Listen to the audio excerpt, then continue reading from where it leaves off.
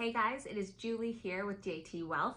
Today we are going over behavioral finance and the emotional biases that you don't realize are costing you money. So here we go.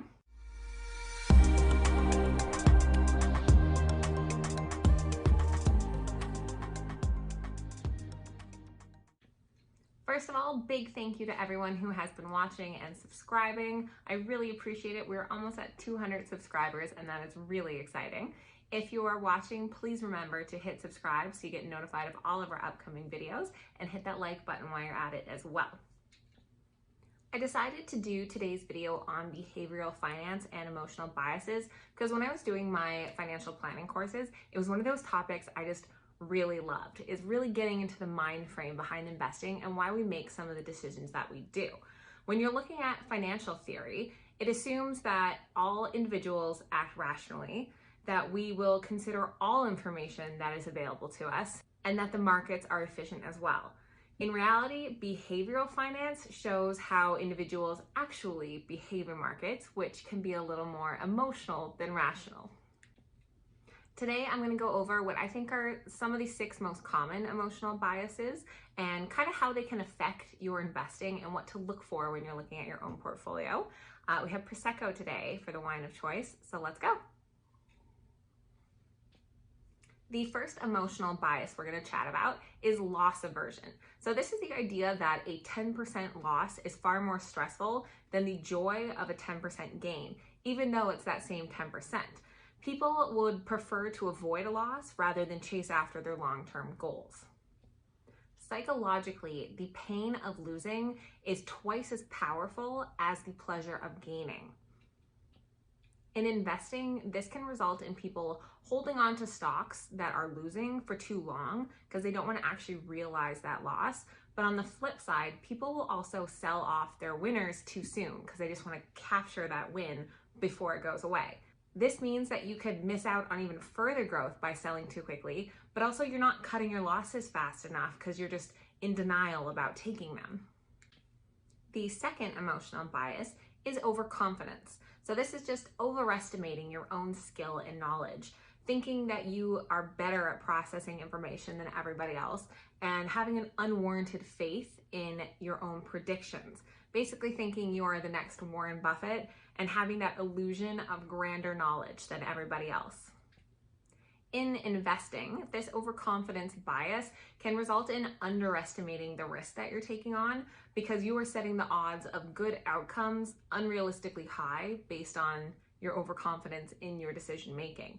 This can also lead to an inadequate diversification because you're convinced that whatever sector or grouping that you're in is better.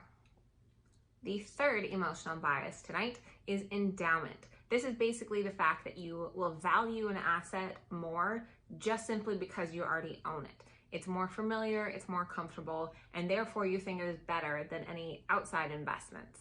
We'll see this a lot more when it's an inherited portfolio maybe. You just have had those same stocks for a long time, and therefore what else could be better? This bias is going to show up in your investment account as a failure to sell off stocks quickly enough. You're going to hold on to them way too long, therefore not replacing them with likely more valuable assets. You're going to fail to diversify as well because you're going to be stuck in this same group. This also kind of ties into our next bias, which is status quo. Number 4, status quo, is, as it sounds, keeping things the same. So these investors would rather do nothing instead of having to make any type of change. They are slow to react, even if it does make sense. These people are always more comfortable just letting whatever default decision ride than having to actively make a decision. An example of this is if a company offers a 401k plan, but you have to opt in to be a part of it, they're going to have a much lower participation than if they automatically enroll everybody, but you just have to opt out if you don't want to participate. The result of this bias is that you end up holding on to a portfolio for too long that no longer makes any sense for you, whether it's stocks that are no longer a good buy or a risk diversification that just no longer fits your time frame and comfort level. You miss a lot of opportunities when you just let things ride.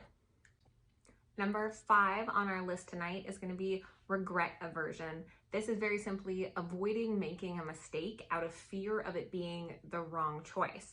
We're trying to avoid the pain of a bad choice. Regret is much more intense if it's a result of our own direct choice or action. The result of this bias is that you're going to end up being maybe in a more conservative portfolio than you really should be, which is going to result in underperforming, maybe not hitting some of your financial goals. Also, you're more susceptible to hurting, where you're just going to go with popular, safe choices because if other people are there, it must be a safe choice. Number 6, our last one on the list today, is confirmation bias. And this is basically the fact that people are drawn to information that validates their own opinions. The most simple example of this is that we all tend to watch TV news channels that align with our own political beliefs. People inherently do the exact same thing when it comes to investing. You are going to search for things that are going to back up what you're already thinking. You're going to find that proof out there because you're not searching for something that disagrees with you. With confirmation bias, you are going to always find the data that backs up what you are thinking because that's just what you're searching for by default. This is going to result in you also becoming overconfident in your decision because you don't have any challenging information. To get over this bias, you need to blatantly go out there and look for information that disagrees with what you're thinking and really fact check yourself. So those are the top 6 biases that I think everyday people come across.